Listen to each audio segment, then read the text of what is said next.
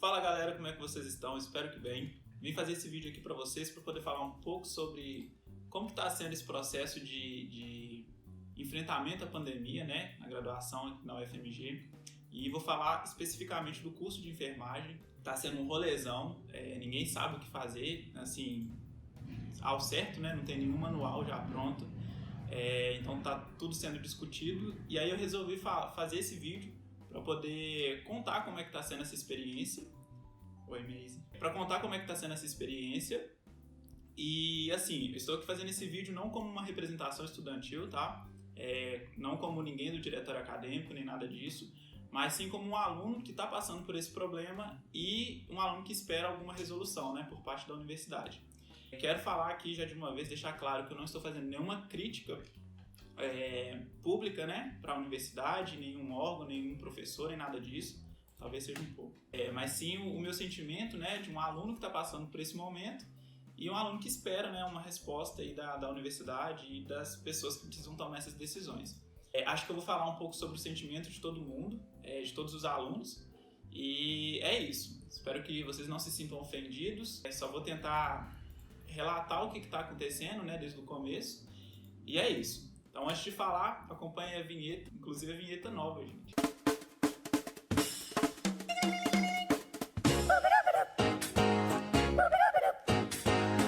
Bom, começando do começo, esse semestre eu estava fazendo, né, estou fazendo, eu acho, o 9º período do curso de enfermagem. E no 9º período a gente faz o internato rural, que é onde a gente vai para um município do interior e fica ali, né, inserido na atenção básica, fazendo as atividades da atenção básica. E eu estava no município de Carmésia, fiquei cerca de um mês e 10 dias mais ou menos lá no município, já desenvolvendo, né, as atividades da atenção básica, quando a gente recebeu a notícia que a gente teria que retornar para Belo Horizonte por causa da suspensão das atividades. Depois, né, que a gente teve esse retorno, a gente voltou no dia 18 de março e a gente começou a ser inserido nas discussões que estavam tendo, né, para falar sobre os processos de enfrentamento ao Covid. Então, desde antes de ter essa decisão de suspensão das atividades, já estavam ocorrendo algumas discussões na universidade sobre o enfrentamento ao Covid, propriamente dito, né, o que teria que ser feito. Então, antes dessa suspensão, já estavam ocorrendo essas discussões. Então, no dia 18, a gente teve a notícia de suspensão de todas as atividades presenciais da universidade, né? Isso incluía as aulas teóricas, as aulas práticas, os ensinos clínicos. O que eu penso dessa decisão, né, do início? Eu acho que foi uma decisão muito assertiva. Ela foi tomada no momento ideal, porque a universidade ela movimenta um número muito grande de pessoas pela cidade, pessoas precisando usar o transporte público, pessoas que se deslocam, né, ficam aglomeradas num certo lugar, numa sala de aula, por exemplo, e depois retornam para suas casas. Então eu acho que essa decisão de suspender as atividades no primeiro momento foi muito certo. Então depois dessa decisão, né, depois dessa suspensão, a gente começou a ser inserido nas discussões da escola de enfermagem. A escola de enfermagem criou um comitê de enfrentamento, né, um comitê interno, e esse comitê ele é composto pela diretoria, né, pelo colegiado, pelos chefes de departamentos e por outras pessoas que representam algum setor da escola de enfermagem. Então nós temos a representação estudantil também, né, feito por alunos, e esse comitê ele tem o intuito, o objetivo de discutir a situação e olhar para dentro da escola, né, para discutir a situação dentro dos processos que acontecem dentro da escola, os processos que têm que acontecer dentro da escola. Então esse comitê ele tem se reunido com uma certa frequência e assim, nessas reuniões eles discutem, né, o que pode ser feito, quais são as ideias, o que a gente tem de novo. Então esse comitê ele é um lugar que está em atividade para poder tentar traçar alguma estratégia para o curso de enfermagem, né? Esse comitê, então, ele tem comunicação direta com o comitê central da faculdade, né, da universidade, e esse comitê central, assim como o comitê da escola discute os processos da escola, o comitê central discute os processos para toda a universidade. E aí esse comitê ele tem assessoria, né, também, ele tem participação de pessoas que são assessores da reitoria. Então, todas as discussões que são feitas no Comitê Central são levadas também para a reitoria. Então, a gente tem esse local, né, o fluxo de informações é basicamente esse, são discutidas as coisas na escola de enfermagem, no comitê da escola, é repassado para o Comitê Central, o Comitê Central faz essas discussões com a escola e depois é levado para a reitoria, e o caminho inverso também é possível. Então, esse comitê começou a fazer algumas reuniões a partir do dia 18, só que aconteceu o quê? Que o Ministério da Saúde, junto com o Ministério da Educação, começou a soltar algumas medidas provisórias e algumas resoluções que afetavam diretamente o curso de enfermagem e especificamente o último ano do curso. Então, acho que vocês devem ter visto, né, terem acompanhado a questão do adiantamento de formatura, a questão do edital do Brasil Conta Comigo. E assim, a minha opinião pessoal é que esse edital ele foi mais uma jogada de marketing do Ministério. Por quê? O Ministério precisava dar uma resposta para a sociedade e acho que esse edital veio para poder ser essa resposta. Então, a resposta do Ministério era basicamente: olha, estamos convocando as universidades. Só que eu acho que esse edital não ficou claro para todo mundo como que seriam alocados os estudantes nas unidades, porque, por exemplo, o edital não falava sobre acompanhamento de professor, então a universidade já não estava presente junto com os alunos nesses campos, se eles forem chamados. O edital não falava de um seguro saúde mesmo, né, um seguro-saúde para os estudantes, não falava sobre condições de segurança como equipamentos de proteção individual. Então, tinha uma série de fatores que não eram tratados nesse edital, mas que mesmo assim o edital foi lançado e foi aberto para inscrição para os alunos. A universidade, então, ela tem enfrentado, né, não é de hoje, uma série de cortes e medidas que são, né, tomadas em desfavorecimento da universidade. Eu acho que esse edital ele ajudava o Ministério em duas formas, né? Uma é dando a resposta para a sociedade, né, que estamos fazendo alguma coisa para poder enfrentar o coronavírus, e a outra é em relação a reafirmar o que eles já diziam sobre a universidade antes, né? Então, se a universidade se negasse, os alunos se negassem a participar do edital, isso seria muito ruim visto pela sociedade, né? Então, a sociedade poderia falar: olha, os estudantes estão lá só gastando nosso dinheiro mesmo. Os estudantes só fazem balbúrdia na universidade pública. Então, não tinha como os alunos se negarem a participar desse edital. E outro fator também que encheu os olhos dos estudantes foi em relação à bolsa, né, de R$ 1.045. Hoje, os alunos são acostumados a viverem com uma bolsa de R$ 400 dentro da universidade. Então, qualquer projeto de extensão, de iniciação que eles participam dentro da universidade, eles vão receber um valor de R$ 400. Então, de repente, de um dia para o outro, o aluno vai passar a não receber 400, mas 1.045, isso atrairia muita gente, sim. E foi o que aconteceu. Nós tivemos um número muito grande de estudantes dentro da escola inscritos, e principalmente do último ano, né? Nono e 10º período. Depois que veio essa série de medidas, o colegiado da enfermagem precisou fazer algumas discussões rápidas, principalmente em relação ao último ano, porque se tratava da questão de adiantamento de formatura, então começou a ter uma pressão dos alunos, todo mundo queria fazer alguma coisa para poder garantir que tivesse essa antecipação de formatura ou pelo menos não atrasasse a formatura. Hoje já são 7 de junho e a gente não teve nenhuma resolução, né? Então os alunos que estavam previstos para formar em julho já tiveram essa formatura atrasada. Eu imagino que não tem como recuperar esse tempo aí de março até hoje, até o período que já estava previsto para eles formarem. Bom, o que eu sei é que o colegiado fez uma série de reuniões e discussões para poder tratar sobre essa questão do adiantamento de formatura e sobre o edital. O colegiado chegou a passar algumas respostas, né, para os alunos de algumas solicitações que eles tinham feito. E assim, eu quero ressaltar aqui o meu contentamento com o trabalho do colegiado, porque eu sei que não é fácil, tenho acompanhado as discussões e eu sei que são muitas coisas que têm que ser levadas em consideração. Então o colegiado tem feito um trabalho muito bom e muito importante, e principalmente na questão da comunicação, né? O colegiado é super aberto. Não estou sendo patrocinado pelo colegiado, tá, gente?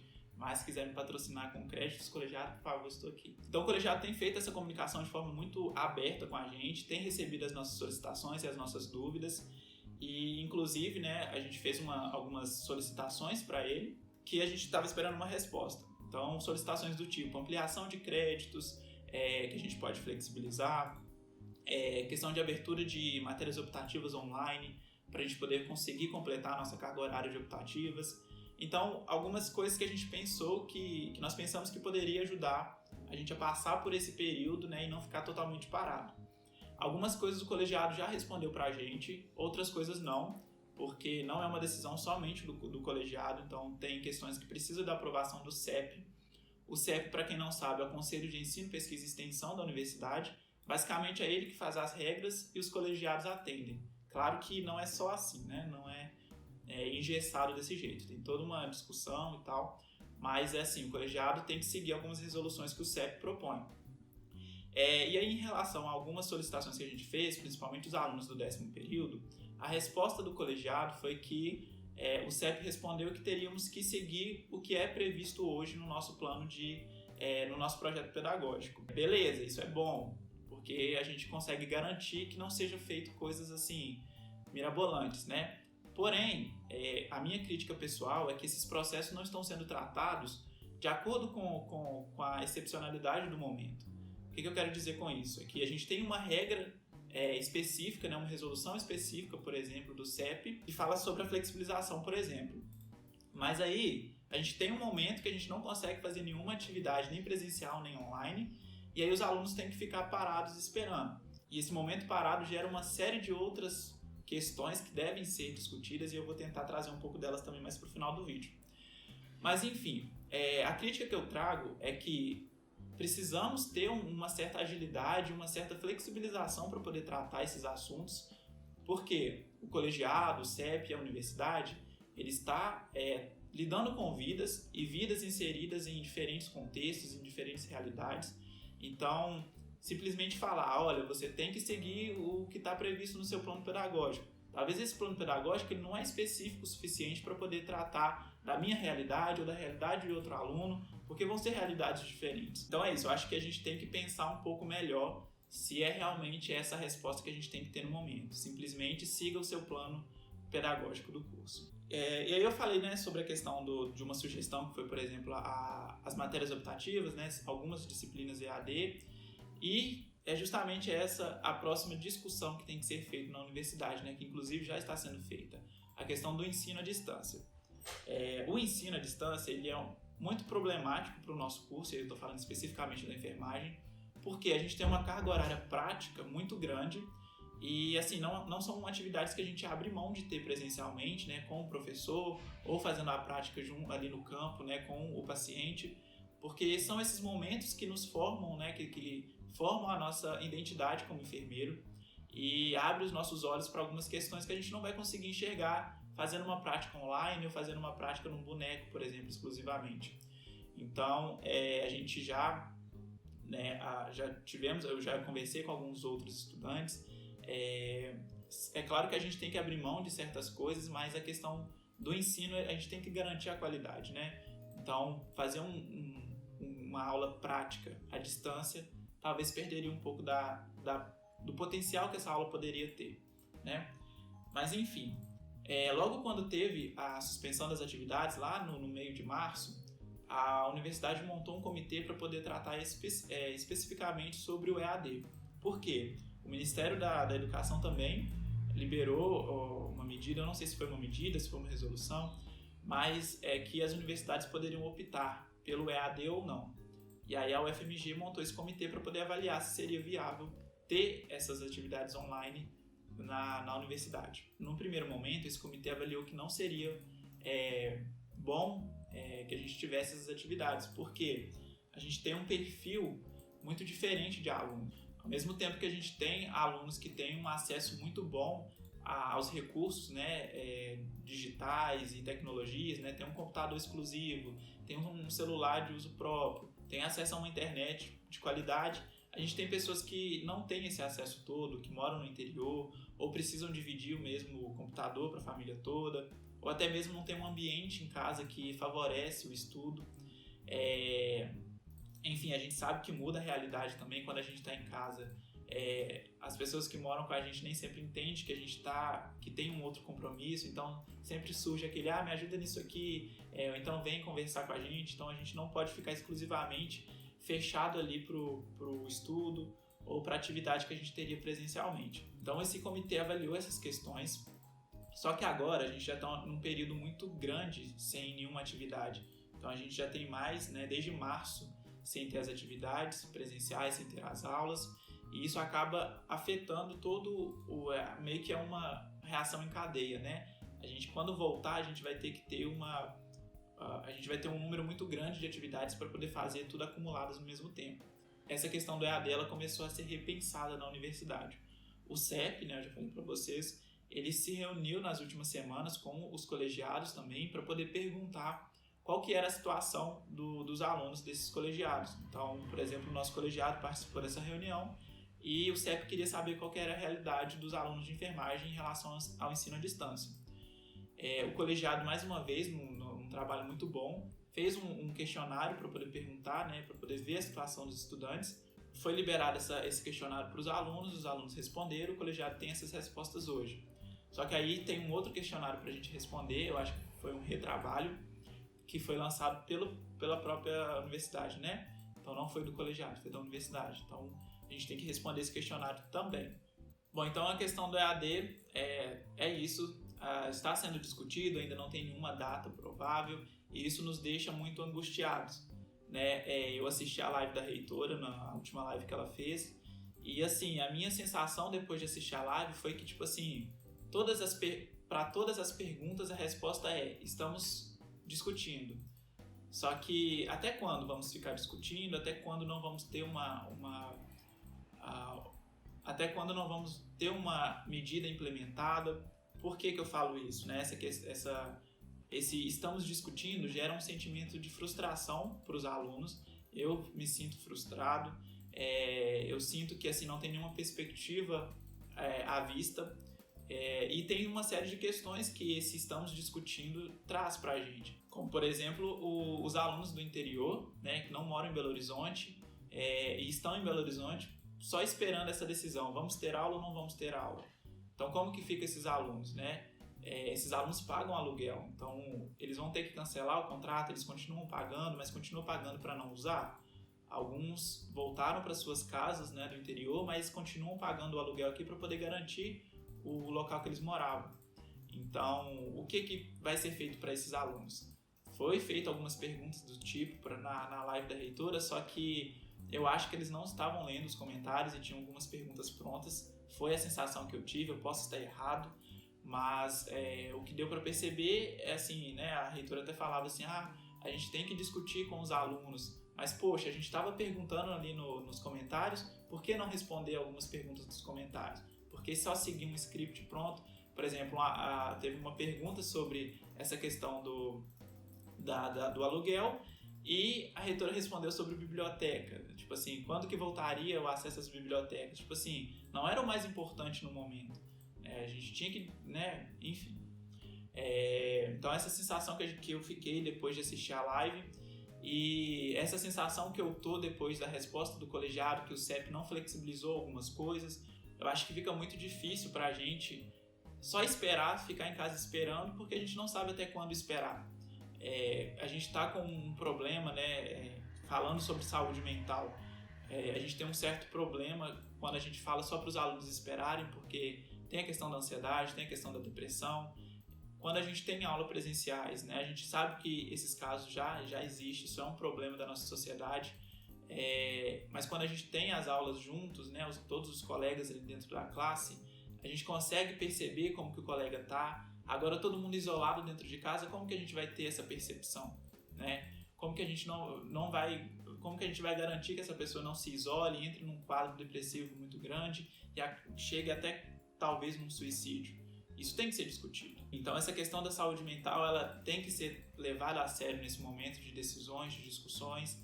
Esse período muito grande de discussões, eu acho que não é o ideal também. A gente tem que ter certeza das nossas decisões, mas a gente tem que ser um pouco mais ágeis nessas decisões.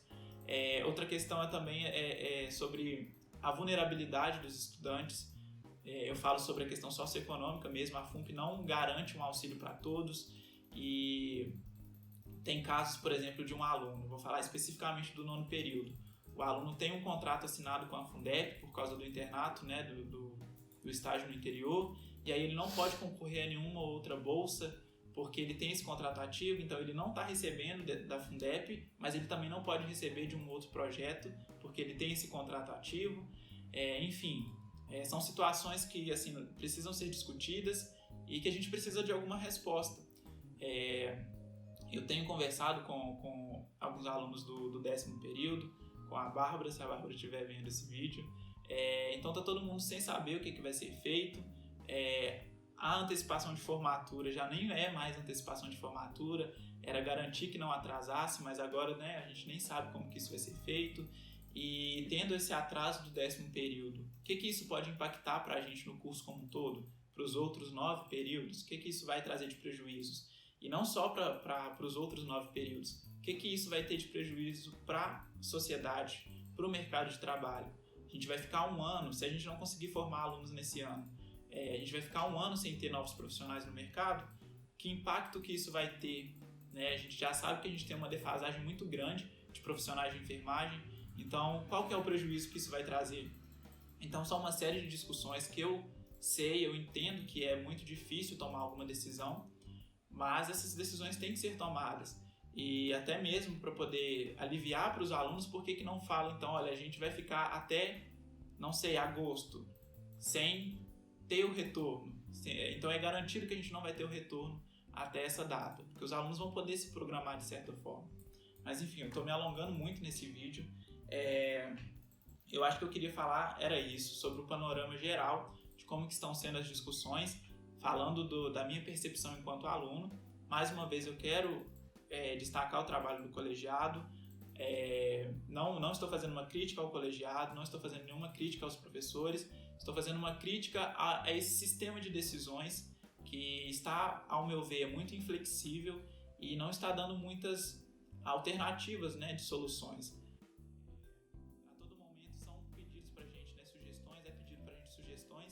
Para ajudar a pensar como que poderia ser resolvida a situação, só que quando a gente sugere alguma coisa não pode, o seu plano não permite, enfim.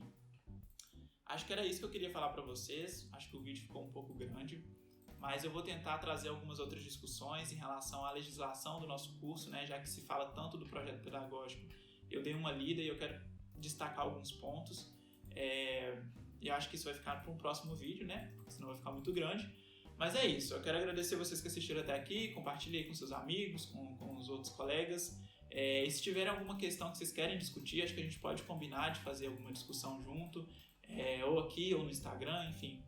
É isso, obrigado por assistir e até o próximo vídeo.